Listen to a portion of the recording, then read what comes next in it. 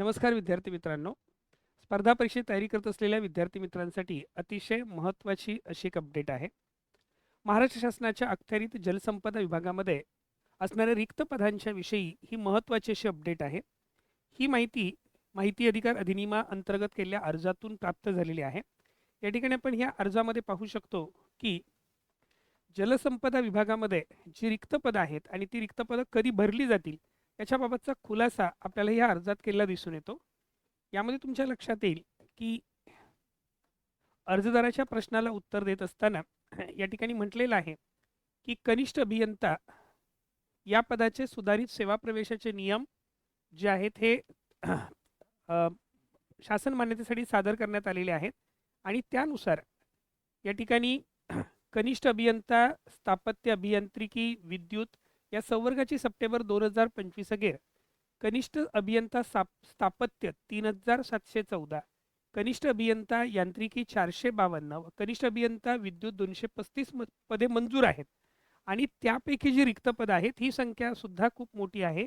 कनिष्ठ अभियंता स्थापत्य 1856 पदे रिक्त आहेत, म्हणजे 50% जास्त पदं ही रिक्त आहेत. कनिष्ठ अभियंता यांत्रिकीची 278 पदं रिक्त आहेत आणि कनिष्ठ अभियंता विद्युतची 142 पदं रिक्त आहेत. अशी एकूण रिक्त पदं आहेत. ह्या रिक्त पदांचा खुलासा या माहिती अधिकार अधिनियमा अंतर्गत केलेल्या अर्जामध्ये झालेला आहे.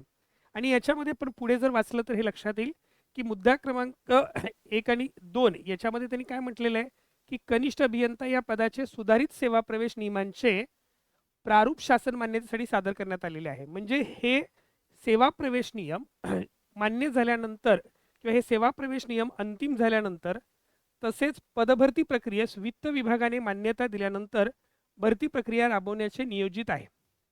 म्हणजेच आता हे सेवा प्रवेश नियम तयार होणार आहेत आणि ते झाल्यानंतर वित्त विभागाची मान्यता घेऊन तसेच पदभरती कोणत्या संस्थेमार्फत करावयाची आहे याबाबत निर्णय झालेला नाही आणि मग त्याच्यानंतर ही पदभरती प्रक्रिया सुरू होईल असा खुलासा करण्यात आलेला आहे. तर यामध्ये आपल्याला हे लक्षात येत आहे हे जे माहिती अधिकार अधिनियमाअंतर्गत जे पत्र आहे यामधून महत्त्वाचे मुद्दे आपल्या लक्षात येत आहेत की सुधारित सेवा प्रवेश नियमावलीचा मसुदा शासनास मान्यतेसाठी सादर करण्यात आलेला आहे. हे नियम जे आहेत ते कनिष्ठ अभियंता स्थापत्य यांत्रिकी आणि विद्युत या पदांसाठी लागू असतील आणि या नियमावलीला मंजुरी मिळाल्यानंतर लगेच प्रत्यक्ष भरती प्रक्रियेला सुरुवात होणार आहे. त्यासाठी वित्त विभागाची मान्यता मिळणं आवश्यक आहे. ह्या सर्वांच्या मधून आपल्या लक्षात येतं की या ठिकाणी जी रिक्त पदं आहेत ही स्थापत्य सिव्हिल याची 1856 पदं रिक्त आहेत. यांत्रिकी जी आहेत मेकॅनिकलची 278 पदं कनिष्ठ अभियंत्याची रिक्त आहेत. विद्युत कनिष्ठ अभियंताची जी पदं आहेत ही 142 पदं रिक्त आहेत. म्हणजेच या ठिकाणी आपण पाहू शकतो की 2276 अशा एकूण रिक्त जागा ज्या आहेत या जलसंपदा विभागामध्ये असलेल्या आपल्याला दिसून येत आहे. यामध्ये आपण आत्ता चर्चा केल्याप्रमाणे फक्त महत्त्वाचा मुद्दा असा आहे की महाराष्ट्र शासनाच्या नवीन धोरणानुसार ही जी पदभरती आहे ही पदभरतीमधला बहुतांश पदभरती जी आहे ही महाराष्ट्र लोकसेवा आयोगाकडून केली जाणार आहे. शासन स्तरावर सुद्धा प्रत्येक विभागाचे सेवा प्रवेश नियम सुरू करण्याचं काम हे अतिशय युद्ध पातळीवर सुरू आहे. त्यामुळे हे सेवा प्रवेश नियम झाल्यानंतर साहजिकच ही जी भरती प्रक्रिया आहे ही MPSC मार्फत राबवली जाण्याची शक्यता जास्त आहे.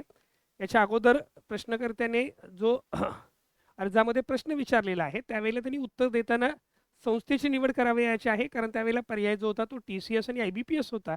परंतु आत्ताच्या परिस्थितीचा जर आपण विचार केला तर हे आपल्या लक्षात येतं की ही जी पदभरती आहे ही MPSC म्हणजेच महाराष्ट्र लोकसेवा आयोगाकडून केली जाईल. तर अशा पद्धतीने ह्या सर्व अपडेटवर जे विद्यार्थी या पदासाठी तयारी करत आहेत यांनी अवश्य लक्ष ठेवा. याबद्दलच्या काही महत्त्वाच्या अपडेट्स असतील तर ओंकार अकॅडमीच्या माध्यमातून त्या तुमच्यापर्यंत पोहोचवल्या जातीलच. त्याचबरोबर ह्या परीक्षेची तयारी करणाऱ्या सर्व विद्यार्थ्यांना परीक्षेसाठी खूप खूप शुभेच्छा. धन्यवाद.